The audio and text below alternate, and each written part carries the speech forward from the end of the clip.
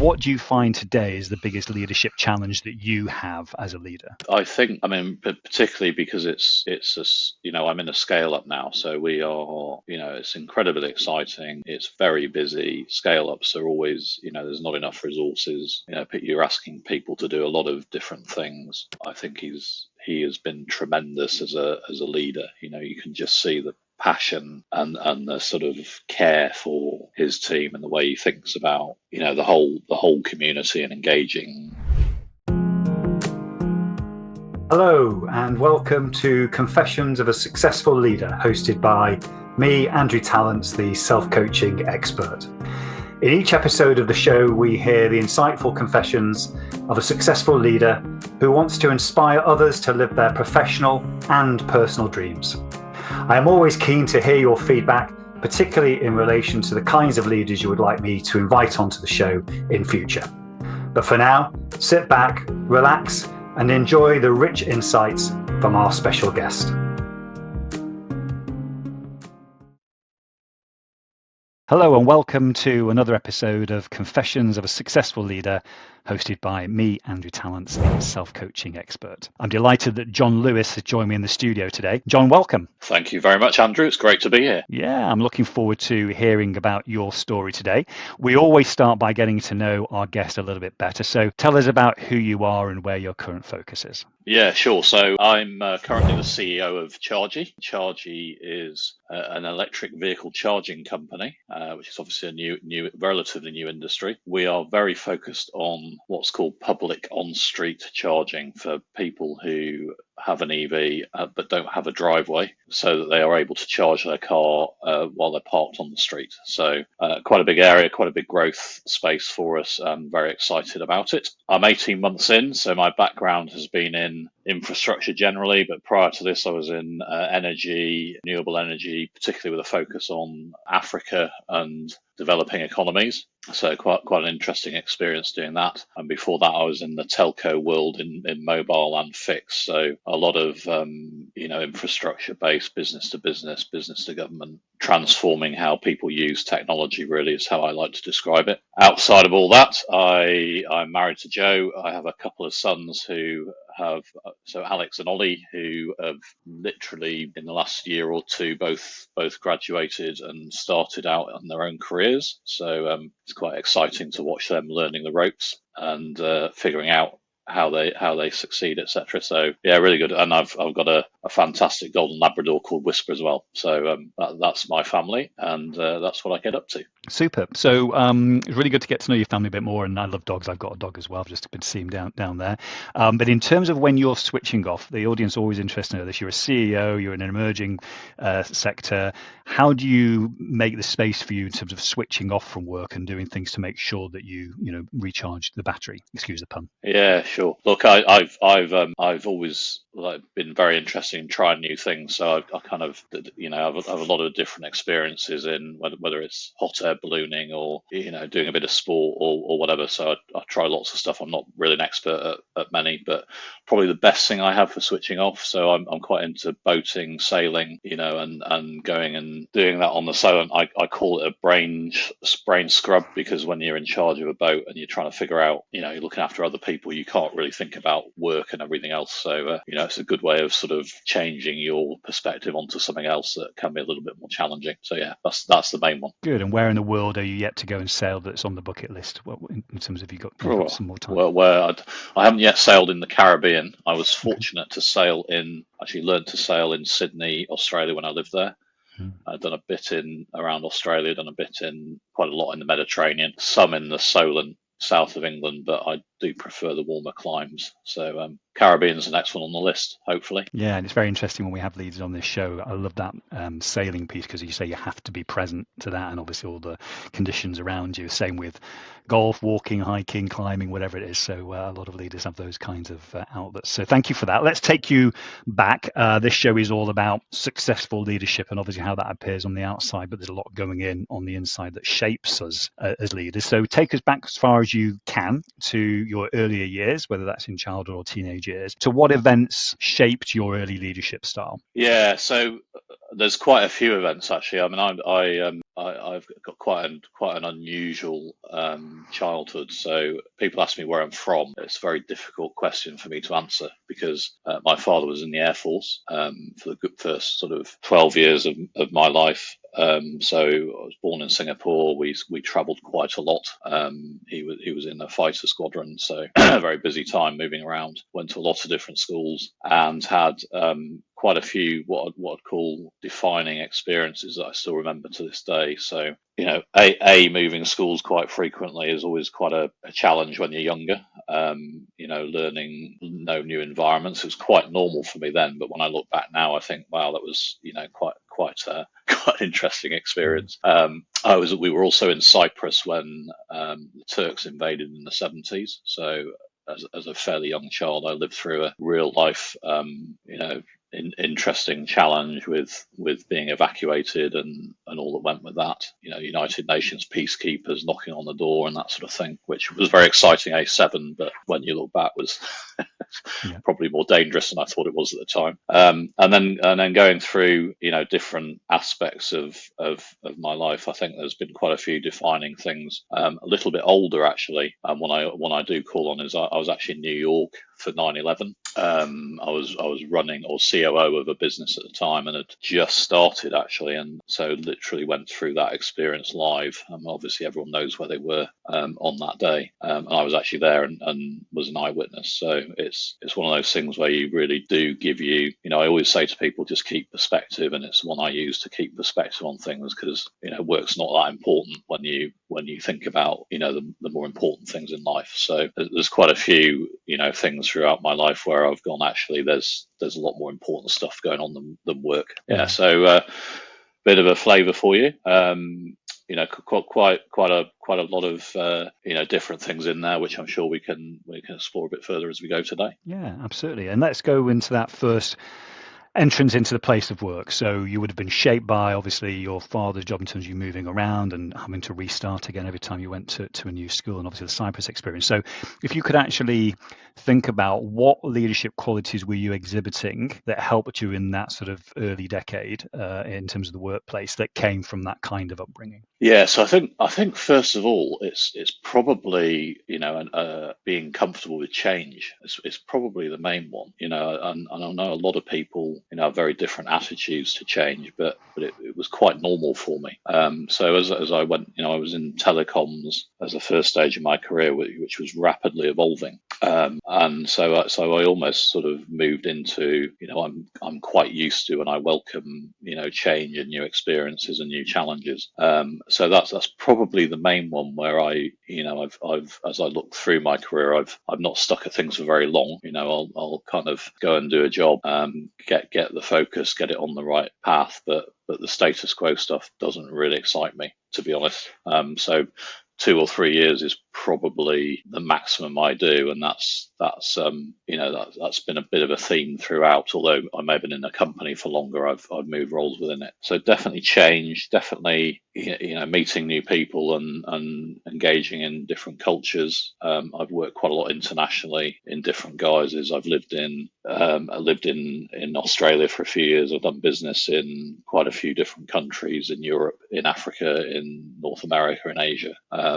So also sort of building what I'd call cultural connections and realizing the importance of inclusion and different outlooks on life and thinking about that from a leadership perspective, because I think it's often quite easy to default to, well, I know what Brits like and I know how they operate, and actually that's not true either, because most people are very different in the team you have. There'll be a wide range of experiences and perspectives on life and what people value and what they worry about.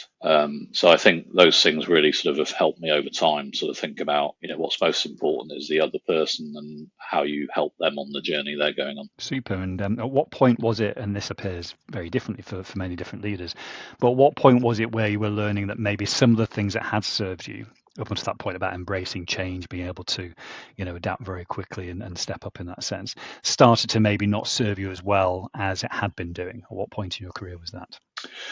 Yeah, so I think probably like most people, you power through your 20s thinking you can conquer the world and you know all the answers. So probably 9/11 happened after when I was about early 30s. I just had my first child, so it was kind of a real reset from that point of view. About what's important in life, but also sort of beginning to sort of think much more about, well, actually, how you get things done is through people, and how you get people to deliver is it's a bit of an art, really. It's you can read as many textbooks as you like, which I've read a few and had did an MBA and had all the theory, but really getting into, well, how do people think, what motivates them, what do they worry about, what's hidden beneath the surface, which and there is not one size fits all, right? So every individual's different. So probably around about that time, and that sort of developed in my subsequent career. So moved into different roles from then.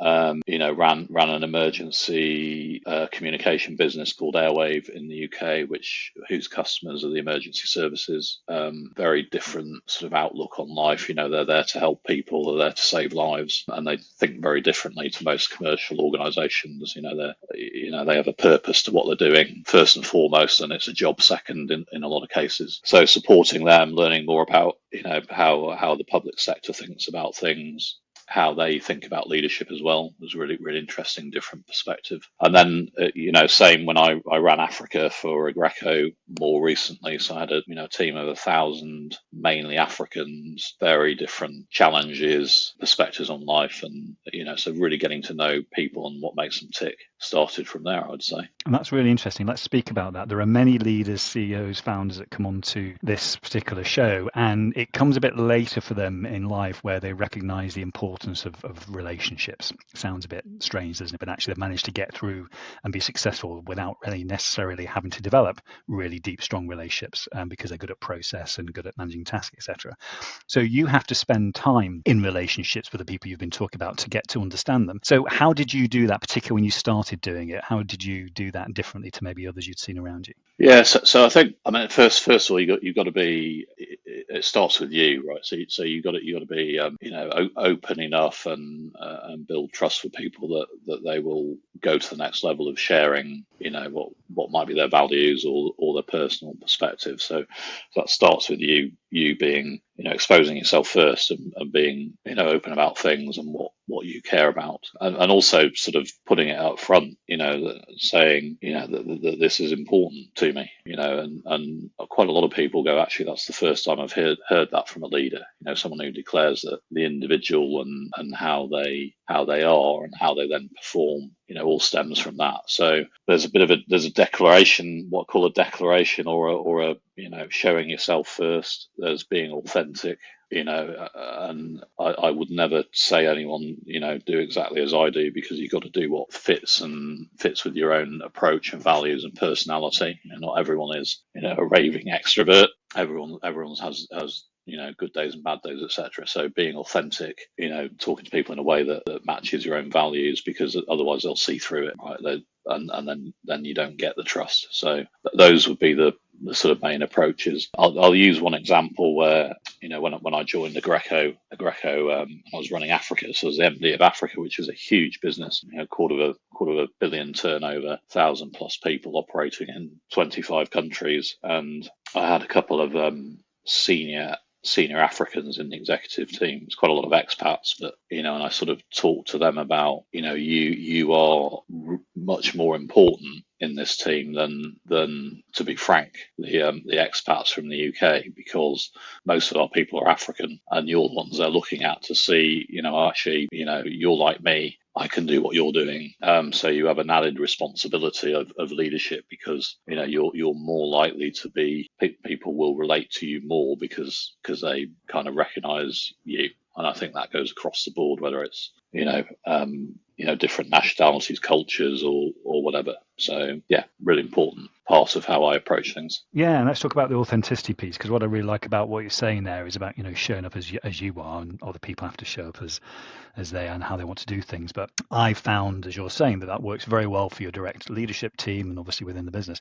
What about managing upwards, where inevitably in any organization, there's going to be politics above you in that sense, and that stakeholder management is still relationship management, but some CEOs find it more difficult to be authentic in those relationships because of what's needed in terms of some of those environments. What about yourself in your own experience? To be honest, I don't really approach it very differently. I think there's, if I think about the most recent role, I was brought in to, take char.gy from a startup to a scale up. It was quite chaotic when I joined, and the investors were, clearly concerned enough to bring in a new CEO. So they were slightly worried about the direction it was going. So even then, though, it was like, well, okay, first of all, I need to build trust. So they need to be clear that, I'm genuine, I know what I'm doing, and, I'll engage them in the right way on decisions. And to be honest, from then it's like, well, they're going to see me as I am, because I don't, because that's what's going to make a difference to this business. And I think you just have to make that call. You can't fake it at this level, right? You can think that they want to see something, but they'll soon see through it if that's not you, right? And to be honest, you won't be comfortable if you're trying to do that, because you can't sustain that stuff for too long unless you're a world famous actor, right? So I would take the same approach, and at the end of the day, the realization that that might mean you don't fit in some way, but that's okay, because at the end of the day, organizations are about people and fit and trust and getting a job done, and sometimes you serve a purpose at certain times, less at others. So but build trust, be authentic, and I think the rest follows, in my view. Yeah, sure. Let's talk about your I guess how you manage yourself. You mentioned it earlier, because it's got to start with us as a leader. Now, everything you're talking about in this show today is not easy, but certainly easier to achieve when we're feeling well and we are feeling positive in our mindset, and we're not feeling negative and there's less frustration there, etc. So how have you managed to, particularly in more recent years, had that balance of that positivity or neutral to be able to manage the way that and lead you've been talking about, rather than being in negativity? Yeah, so probably a range of things. I try and keep fit. I mean, I wouldn't say I'm not running marathons or anything, but I try and do a couple of days a week and a couple of sessions in the gym a week. I walk. I'm in London quite frequently, so I walk around or take a bike rather than. So just trying to be active is key. At the end of the day, you've got nothing without your health, right? So. It's the most important thing. So I am more conscious of that. I think everyone is as they get older. They start realizing they're not quite, they don't, everything doesn't last forever. So they need to take care of it. So definitely do that. I think just having broader, putting time into relationships and whether it's family, friends or whatever, very easy to sort of put those to the back of the list when you're busy at work. So making sure I make time for that. But both, as I said, both my sons have started out on their careers. One's living in London now, and the other one's still at home. He's only just started, but I make sure I check in with the one in London, because otherwise he'd never check in with us. as everyone knows, who've got kids in their early 20s. So yeah, just putting those things, I guess, up the list or top of the list of importance, because if you don't, then they won't happen. I also, try and take, I'm on the train for a couple of hours, 2 or 3 days a week. So use that to listen to podcasts or catch up on, whether it's podcasts like this one on leadership or, current affairs or whatever, just to broaden the horizons, really. And I think when you get those different connections going on, then everything you're less likely to be overwhelmed by everything that comes at you at work, in my view. Absolutely. And again, I remember this graph being drawn for me in terms of success of a leader. It's never a straight line, is it? It always goes all over the place and up and down. So just tell us from your career, and it doesn't matter when it was, what was the biggest setback that you've had so far, and how did you sort of overcome that and come back from that? Yeah, I think probably the biggest one. I mean, I think the reality is as you say, it's not a straight line. So you often have. Well, I've had quite a few what I'd call not resets, but reconfigurations, if you like. So whether it's like okay, I'm in this business. I've done my time. I need to move. I want to move to something else. Quite often, when you do that, you have to go, actually, okay, I need to be ready to, take a step backwards or take a step to the left to go into a new space. So I think that's the key one. Probably the biggest one was actually the business I was running. Well, COO. It's called Bandex. When I was at 9/11, when 9/11 happened, and we were coincidentally, the CEO was due that week of 9/11 out to California for our second round of fundraising, and of course, because of that, it didn't happen.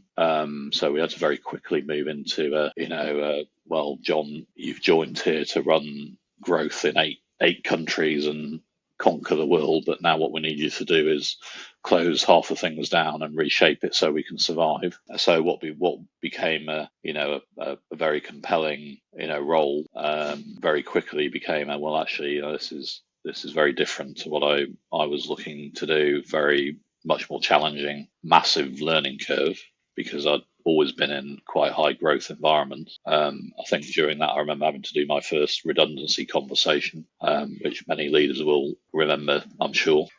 Probably one of the toughest conversations I've ever had to do. And I think, at the end of that, I sort of then it's probably a bit of a reset, moved into I eventually left because I had to do myself out of a job and went back into a corporate world. So it was a bit of a actually I tried the startup environment. It was going to go and skyrocket, and it didn't. And I'm back in the corporate world, and I'm a bit disappointed, to be frank. And then it took a few years to just to work back through, getting back up to speed with that world and finding the way forward. But I think that's pretty common for a lot of people. You have these things that change the outlook for whatever reason, often outside of your control, and you have to deal with it.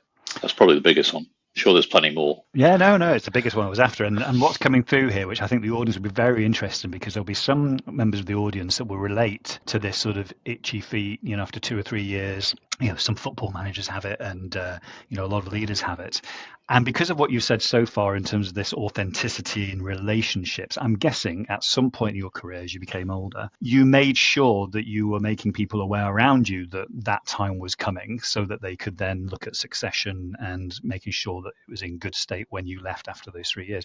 So what did you learn the most about the best way to manage that? How can our audience learn if they've got that kind of feeling to move on to other things after 3 years? How can they manage that effectively to make sure the organization benefits as well? Yeah, so I think this is quite a difficult one for a lot of people, because they, as you build succession, what you're effectively doing is building your replacement, and that does worry a lot of people.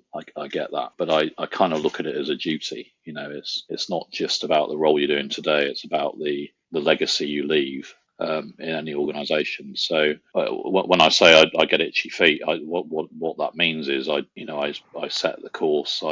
I developed the team so that after 2 or 3 years, I put a lot of work into, quite frankly, the team don't need me. That's kind of how I think about it. And I sort of set myself that challenge and almost, consider myself a failure if I have got to the point where they don't need me. So I do put a lot into, developing the team, helping them progress and develop their own careers. I just get a lot of pleasure out of seeing other people develop and succeed and learn things, and and that's so that helps me do it, to be honest. I often tell a story quite frequently about my son, who aged 10. So he played rugby. He was a very, very good rugby player. Well, still is. Doesn't play so much now, but and rugby parents will probably recognise this. So age 10, he was in a team. They were just learning the ropes. He was pretty good, even though I say so myself. Usually the star player, those sorts of things. And we came back from one game. They'd won. He'd played really well. He was in tears, and I said, "Oh, mate, what's the matter? You had a great game, great day. You won. Why are you upset?" He said, "I'm fed up of doing everything. So I have to do all the tackling. I'm fed up of it." And so I said, okay. I said, what do you think you could do about that? He said, well, I don't know. He said, no, the rest of them, don't really do much. And I said, well, how about you try and help them be a bit better? Why don't you sort of give them a few tips and build their confidence? I said, because if you make them, there's how many? There are 14 of them plus you. If you make them 10% better, there's another you on the pitch. doing the maths. Things like you could see him going, oh yeah, that makes sense. Anyway, so he did, and then he evolved into, he effectively became captain of his team, and as he evolved, and he was captain of his first team at school when he was only 17. He was a year younger than all the other players, and he wasn't the best player by then. They're all pretty good, right? But he just got the whole leadership motivation. If I make people better, then it helps the greater good. So, I think you see there's quite a lot of parallels, I think, with sport, where you see that actually there's an organisation and a machine behind the team on the pitch that are there to help players on the pitch be better, right? And they all have a part to play in the performance of that team. And I think that's a really good analogy for any leader is, if your players are the best they can be, then you're going to succeed. And your job is to make them the best players. Absolutely. We've got a couple more questions left, John, so coming towards the end of our time. So the first question is, you're an experienced, successful leader. You've been involved in very different cultures. You've been involved in startups, larger companies, thousands of staff, and obviously an emerging company now. So where you sit right now at your age, with your level of experience, looking at the way the world is now and the way that the workforce is made up as well, what do you find today is the biggest leadership challenge that you have as a leader? I think, particularly because I'm in a scale up now, so we are, it's incredibly exciting. It's very busy. Scale ups are always, there's not enough resources. You're asking people to do a lot of different things, solve new problems that no one knows how to solve. So it can get, and I do see it, in my teams, can get very stressful, and people, because they're much earlier in their careers, they're worried about, the fear of failure or whatever, which is perfectly natural. They want to do well. And so if you're not careful, you got to be very careful about stress levels and, helping people just with their well-being and thinking about motivating and all those sorts of things. So that's probably the biggest one, relating to the current situation. There's lots of things, that I share with them to help them through those moments. And probably the best story I've told recently, I had the fortune a couple of weeks ago to be invited to a dinner by Vodafone, who, for those who know Vodafone, I'm sure everyone does, they're 40 years old this year. So 40 years since the first mobile phone call in the UK. They actually bought one of the business units that I was in the 90s, and they very kindly held a dinner for the management team of that business unit. So there were like 15 of us, and I was looking around the table at these colleagues who had gone on to do some amazing things. They'd been CEOs, they were non-exec directors, there were some of them who'd gone and done their own businesses and made a huge amount of money in various guises. And I was sort of thinking, it's amazing that group, and I was thinking about it, actually what they have in common is they were in a business unit that was, albeit in a large company, it was in a new market, thrown together without sort of any answers given to them and told to go and figure out how to succeed in this market. And so what they did really, or what we did was, as a collective, we dealt with problems that came, and we had that culture of, well, let's figure this out. It's not really a functional based contribution. It's just whoever's got a good idea, let's kick it around. And so it just gave those people, I think, a whole load more confidence and a way of working which was much more fluid, really. You just, and I say that to my team, I said, look, anyone can solve these problems. You just need to get stuck in and bring what experience and knowledge you've got to the fore, because we're in a new market and no one knows the answers. And that's I think that's quite a compelling story, and I'm sure that other people will have examples in their careers where they've been in a business unit or a business where they're doing something new, and it tends to be in those cases the culture is very different. I think it's much more can do and problem solve rather than follow the rules, and hopefully that addresses the question, Andrew. Yeah, and then a final one for me. It's more about this sort of inner leadership, really, because we're maturing, we're closer towards the end of our careers than we are at the start. What is it that you're still aware that you want to work on from that inner work perspective, as you as a leader leading yourself, fulfilling your potential as a human being? What is it you're still yet to work on? So I think from my perspective, so personally, I think you become much more aware of the value you can bring to others through, whether that's through coaching or sharing experience. So definitely there's more of that. I'm quite keen on, whether it's mentoring, youngsters into technology, or particularly in sustainable technology or whatever, and getting more people knowledgeable and interested in those spaces. I do worry a bit, having been in the EV industry for 18 months. And I'm not an evangelist of EVs, but I'm much more interested in sustainable technology now. I do worry about the masses of misinformation out there that, detracts people sometimes from, getting into something that's probably a good thing for them to be into.